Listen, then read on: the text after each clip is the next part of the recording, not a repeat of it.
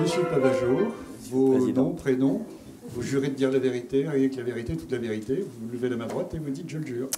Pascal Pavageau, ancien secrétaire général de Force ouvrière, actuellement porte-parole du lobby citoyen Muse. Mais bon, comme j'ai l'habitude de ne pas rester forcément très longtemps sur mes fonctions, je me méfie et donc oui, je le jure. Alors, vous étiez donc, il n'y a pas si longtemps quand même, le patron de FO. Il n'y a pas de patron. Allez. Non, s'il y avait un patron, je serais resté. En l'occurrence. Non, il n'y a pas de patron. Non, il n'y a pas de patron. Oui, alors j'ai été secrétaire général de Force ouvrière. Je vous l'accorde, monsieur le juge. Donc vous étiez systématiquement, vous, en première ligne, lorsqu'il y avait des accords nationaux, lorsqu'il y avait... Enfin, et ce que j'aimerais entendre de votre part, c'est votre conception justement de la différence qui peut exister entre les relations sociales à l'échelle nationale, et donc pour vous à l'échelle confédérale, et puis ce qu'on peut trouver en entreprise. Étant entendu que chez FO particulièrement, il y a une très forte diversité du profil de l'adhérent moyen. Ne me tentez pas là. On va pas vous faire la sociologie interne à Force ouvrière. On n'aurait pas le temps, puis vous allez quitter la salle au bout de 5 minutes. Non, je pense que... Enfin, je suis resté 6 mois secrétaire général de Force ouvrière. Et en fait, j'ai eu de la chance parce qu'au niveau national, vu que le dialogue social est mort, il n'y avait rien à faire. Donc finalement, c'était relativement tranquille, puisque avec ce gouvernement et eu égard à la suite des derniers quinquennats, au niveau national, objectivement, il ne se passe plus grand-chose. Pour essayer de répondre à votre question, je dirais que le dialogue social issu de l'après-guerre et le contrat social qui se met en place, qui est plutôt tripartite d'ailleurs, clairement, en disant organisation syndicale, organisation patronale et puis État, objectivement, c'est une réussite extraordinaire. On ne va pas citer l'intégralité des accords, mais je veux dire, on est sur l'après-guerre. En 1958, on crée un système que l'ensemble des travailleurs du monde nous envie, hormis la Sécu en tant que telle, qui est par exemple l'assurance chômage en 1958. Alors pour ceux qui ne connaissent pas, allez vite voir ce que ça donne, parce qu'il ne lui reste plus longtemps à vivre, mais au niveau de l'assurance chômage. Mais en 1958, assurance chômage. En 1968, vous avez quand même, alors certes, après de la mobilisation, vous avez quand même 10% d'augmentation des salaires réels d'un seul coup et 25% d'augmentation des salaires minimums en une seule fois. En 1970, vous avez un droit qui se crée et qui va faire référence dans le monde entier, qui est un droit à la formation, au congé formation. Donc on a, par le dialogue social, une nation qui se construit socialement. Et ce qui fait que dans les années 80, arrive, je ne sais plus qui l'a évoqué tout à l'heure, dans les années 80, arrive une question qui est de dire, est-ce que cette réussite franco-française, qui aboutit à ce que 93% des travailleurs soient couverts par une convention collective ou par un statut, record absolu dans le monde entier, est-ce qu'on n'irait pas constitutionnaliser ce dialogue social? Ça marche tellement bien que est-ce que finalement on ne va pas essayer de le cranter? Et c'est exactement l'inverse qui va se passer. C'est-à-dire qu'on va assister à une destruction petit à petit de ce dialogue social. Je vais prendre que les 3 derniers quinquennats pour illustrer mon propos. On démarre avec Nicolas Sarkozy. Et, enfin, je peux le refaire. Bon, non, pardon. Donc on démarre avec Sarko. Et de ce point de vue-là, son positionnement, il est de dire, finalement, le dialogue social, ça ne fonctionne pas, ça coûte cher. C'est pas efficace, c'est pas efficient.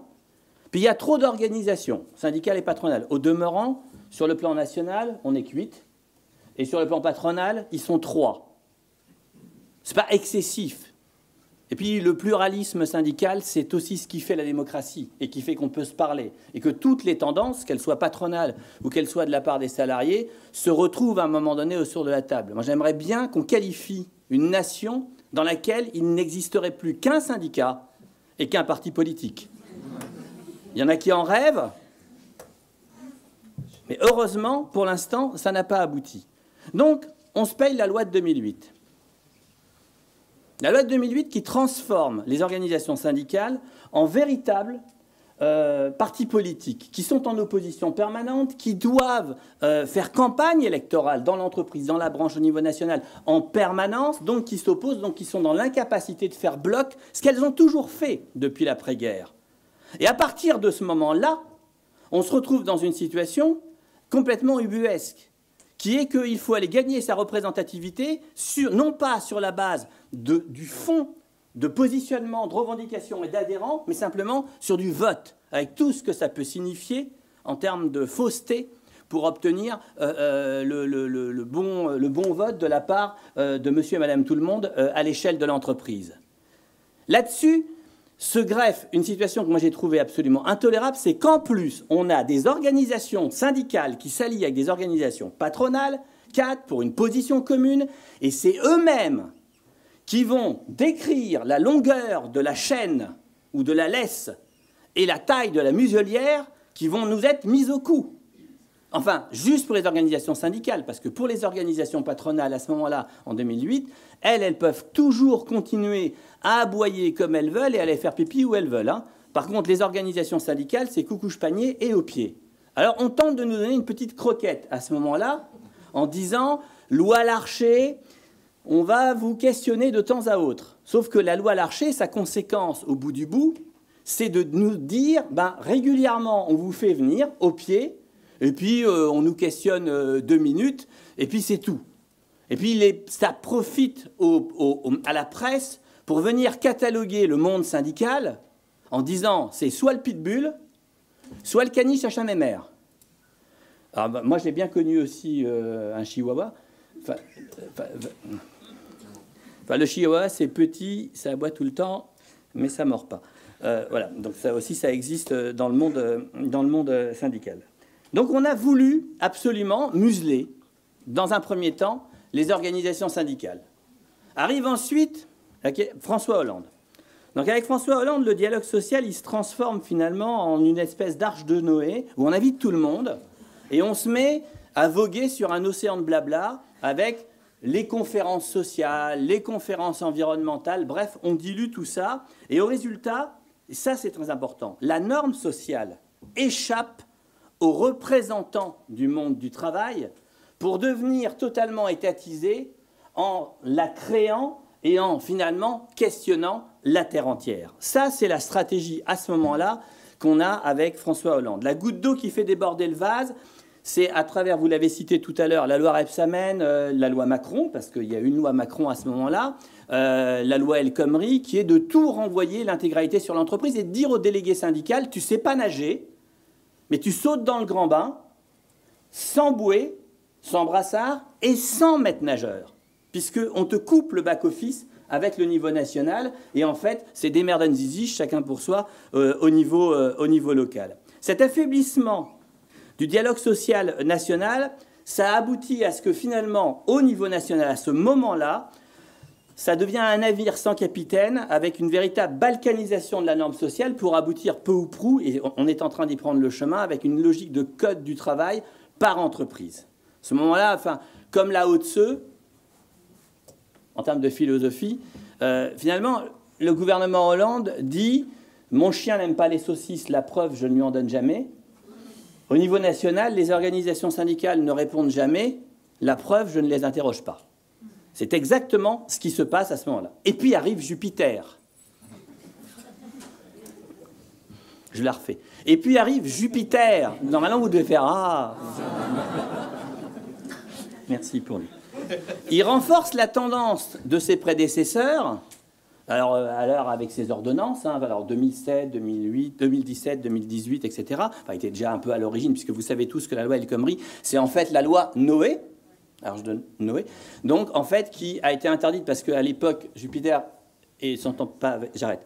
Avec Valls, voilà. Donc bref, donc en gros, la loi Noé aboutit à la loi El Khomri, et il y a la suite qu'il n'a pas pu obtenir avec le gouvernement précédent, donc ça devient les ordonnances. Donc il y en a 6 au total entre 2017 et 2018. Donc ça le renforce, mais il va plus loin. On a tout renvoyé à l'échelle de l'entreprise, et là, on va même retirer le peu qui reste aux organisations syndicales pour négocier, puisque ça devient petit à petit le représentant ou l'élu du personnel qui peut négocier en place des organisations syndicales. C'est plus de la négociation d'ailleurs au final, c'est de la consultation consanguine en interne.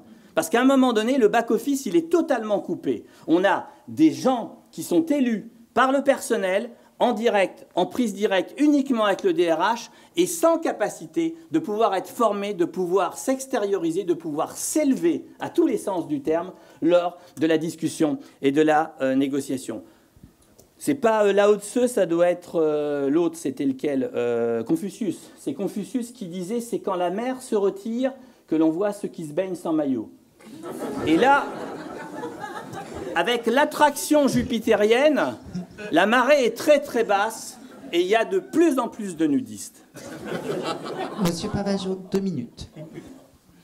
Je passerai sur le créateur du Nouveau Monde et tout ce qu'il a mis en place. Mais pour résumer et pour terminer, je dirais que sur la période Nicolas Sarkozy, et pour paraphraser un chef-d'œuvre du 7e art, Highlander, c'était « il ne peut en rester qu'un ».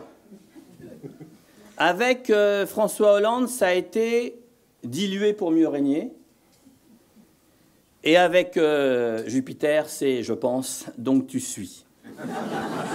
Mais, monsieur le juge, mesdames, messieurs les jurés, oui, le dialogue social se meurt, mais le dialogue, c'est avant tout une passerelle pacifique entre les individus qui fait reculer en permanence l'agressivité.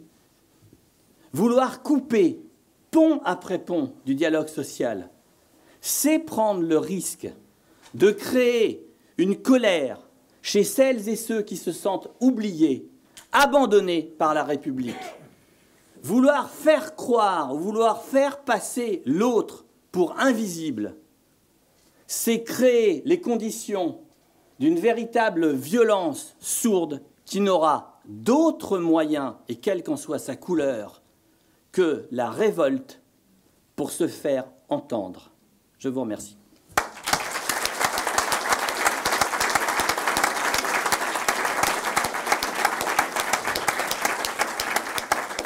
Vous vous rendez compte, il faut qu'il se fait applaudir par des DRH quand même. Oui, absolument. Mais j'avais fait le coup une fois au MEDEF. Sur le même sujet, je ne sais pas si certains d'entre vous étaient dans la salle, mais à l'université, j'en ai fait qu'une, puisque je suis pas resté assez longtemps, Ruth Bézieux avait fait une erreur, il m'avait invité, et donc en fin août 2018, il y avait l'université d'été du MEDEF.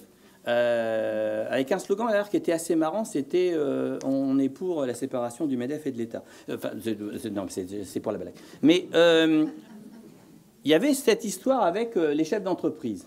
Et on était en plein sur un débat, là je suis sérieux, sur lequel j'avais alerté le président de la République à l'époque, qui était ce qu'on appelait bastion social, qui d'ailleurs depuis a été arrêté, a été interdit. Mais au bout du bout, moi j'entends les discours sur le fait de dire que ce qui compte c'est l'engagement. Mais s'il n'y a plus l'organisation syndicale, il y aura quelque chose qui se créera sur le back-office du représentant du personnel que vous aurez, ou de la représentante du personnel. Il n'y aura pas que le contact avec le DRH. Et c'est quoi qu'il y aura derrière? Du communautarisme? Du nationalisme? Du je sais pas quoi de trucanrisme qui est bien dégueulasse? Ce que sur le plan de la démocratie, on le payera. Alors, les organisations syndicales sont nulles. Elles sont nulles. Depuis les années 70, elles sont plus capables de proposer. Elles sont plus capables de communiquer. On nous dit les jeunes n'adhèrent plus, etc., etc. Très bien, laissons-les crever. La nature a horreur du vide. Quand vous, DRH, vous aurez bastion social en face de vous, je vous garantis que c'est votre entreprise qui coulera. C'est le communautarisme qui prendra le dessus. Et là, il n'y aura plus personne, le délégué FO, CGT, CFDT, CGC, ce que vous voulez, Sud, qui vous emmerdait hier, vous supplierez pour qu'il revienne. Donc il faut faire très attention avec ce discours-là d'attaque systématique du monde syndical qui fait tout pour se tirer une balle dans le pied, en permanence, du fait de ses appareils, mais pas de ses adhérents, pas de ses militants. On a besoin de garder des corps intermédiaires qui soient républicains et démocratiques. Et c'est ça que garantissait l'après-guerre jusqu'à la destruction systématique du niveau national. Tuer la tête, c'est tuer toute capacité de pouvoir dialoguer en toute sincérité sur un plan démocratique et républicain avec chacun d'entre vous. Et donc, la nature ayant horreur du vide, c'est créer les conditions pour qu'il n'y ait que des saloperies et des salopards en face de vous. Merci, Monsieur Pavageau.